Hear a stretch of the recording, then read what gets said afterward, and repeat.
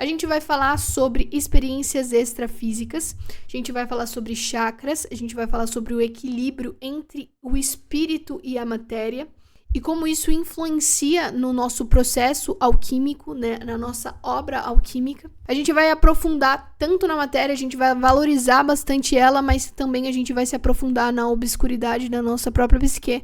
Então, se você gosta desse conteúdo, curte, compartilha e comenta aqui o que exatamente você gostou. Esse vídeo vai ter bastante texto, mas vai valer a pena porque vai estar muito detalhado. E através dos textos eu acredito que seja possível a gente entender na prática essas coisas que são difíceis de... Essas informações eu vejo muito que elas são como água, escapa das nossas mãos, né? Fica até um pouquinho aqui na nossa mão, mas depois escapa. Então a gente precisa agarrar, a gente tem que criar mecanismos para agarrar essas informações que são úteis, né?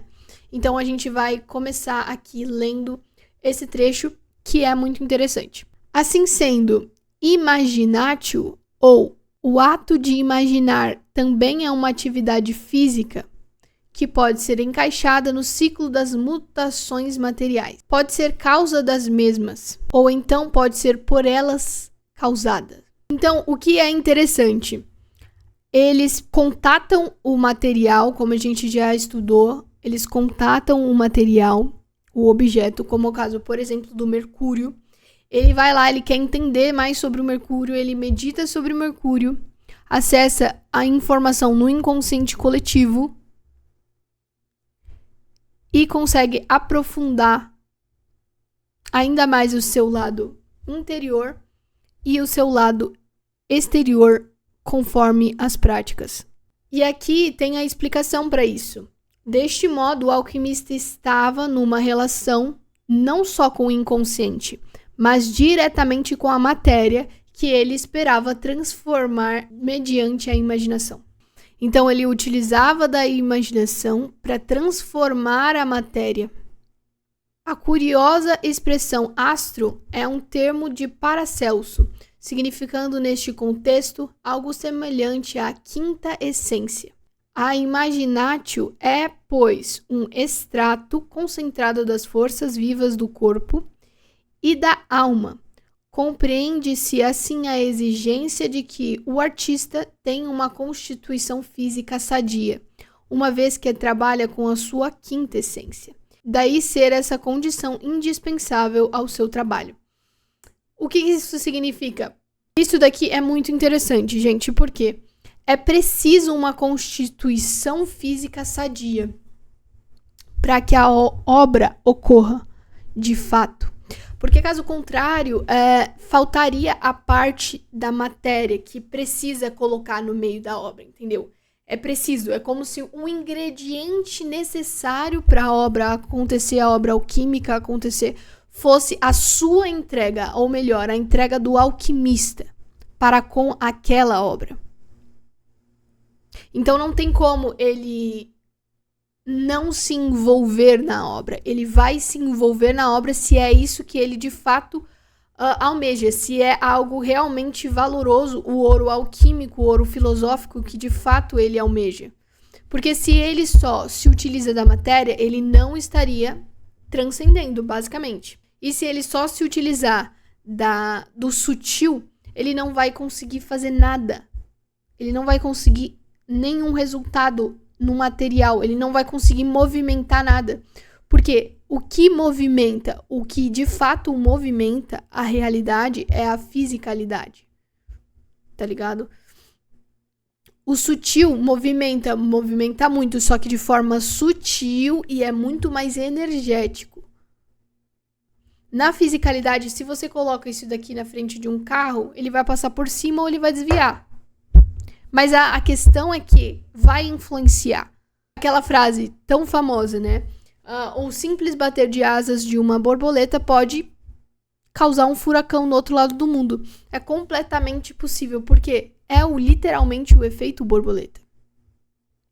É literalmente o efeito borboleta. Essa é a fisicalidade. Enquanto o sutil é extremamente mais profundo. Na minha opinião, é muito mais profundo. É como se a fisicalidade fosse a ponta do iceberg. E já é uma coisa muito complexa. A fisicalidade já é extremamente complexo. Extremamente. Quando a gente vai pro sutil, inclusive, a gente vai falar sobre alma, o que é muito interessante, né? A gente vai falar sobre alma. É algo muito interessante de se ver. Então, a obra só ocorre de fato com condições físicas sadias do alquimista. Devido à mistura do físico e do psíquico, não se pode dizer ao certo se as transformações decisivas no processo alquímico devem ser procuradas no âmbito material ou no espiritual. Na realidade, essa questão está mal formulada. Naquela época, não havia alternativa, mas um reino intermediário entre a matéria e a mente. Isto é, um domínio anímico de corpos sutis, cuja característica era manifestar-se tanto sobre a forma espiritual como material. Mas esse reino intermediário é algo que fica entre o físico e o espiritual, entre a matéria e o espiritual.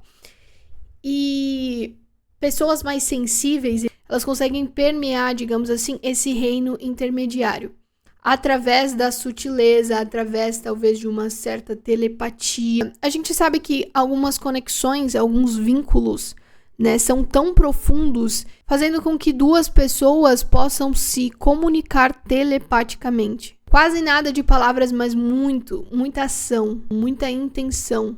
Só esta maneira de ver pode transpor o absurdo da linha de pensamento alquímico para a esfera do inteligível. Obviamente, a existência desse reino intermediário cessa no momento em que se busca examinar a matéria em si mesma, independentemente de qualquer projeção. O reino intermediário dos corpos sutis permanece na não existência enquanto acreditamos saber algo de definitivo acerca da matéria e da alma. Mas, assim que a física toca numa região nunca pisada ou que não deve ser pisada, e simultaneamente a psicologia deve admitir outras formas de existência psíquica, além das aquisições da consciência pessoal, isto é, no momento em que esta última psicologia depara com a escuridão impenetrável, o reino intermediário revive e o físico e o psíquico tornam-se a fundir-se numa unidade indivisível. Atualmente estamos bem próximos desta virada. Não existe algo que separe a partir do momento que eu projeto constantemente. Porque eu só posso observar do meu próprio ponto de vista, do ponto de vista da minha própria psique. Isso me limita e, ao mesmo tempo, torna a fisicalidade e a psique a mesma coisa. Porque é um paradoxo. Você está preso à sua própria mente. Ou melhor, você não está só preso à sua mente, você está preso ao seu corpo. Faz com que você interaja com outros corpos, só que ainda assim você se projeta. Porque você está preso. Então não tem como você não projetar. Você sempre estará projetando sobre os corpos, tornando assim a matéria exatamente a mesma coisa que a psique. E essa virada é justamente isso. Eu vou ler de novo, ó. No momento em que esta última psicologia depara com a escuridão impenetrável. Qual que é essa escuridão? O inconsciente. O mistério da vida, o mistério da realidade. O mistério de um buraco negro. Essa escuridão impenetrável não tem lógica. Primeira coisa, não tem lógica, esquece. Acabou pra você lógica, não tem lógica. No buraco negro não tem lógica. Nem a física clássica. Nem a física clássica num buraco negro existe. Quem dirá lógica? A lógica humana. Você compreende? E não dá para negar a existência dessa escuridão impenetrável, gente.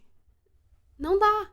Não tem como a gente ficar ignorando o fato de que existe uma escuridão impenetrável, não só em mim, como na realidade em si. A realidade em si é sombria porque não tem explicação lógica. Existe a lógica que a gente tenta colocar. A gente respira através do ar. Primeiro a gente é um espermatozoide, a gente encontra o óvulo. São explicações que a gente racionaliza, que são possíveis da gente mensurar. Mas a limitação da linguagem, a limitação da lógica é algo que é impossível ignorar.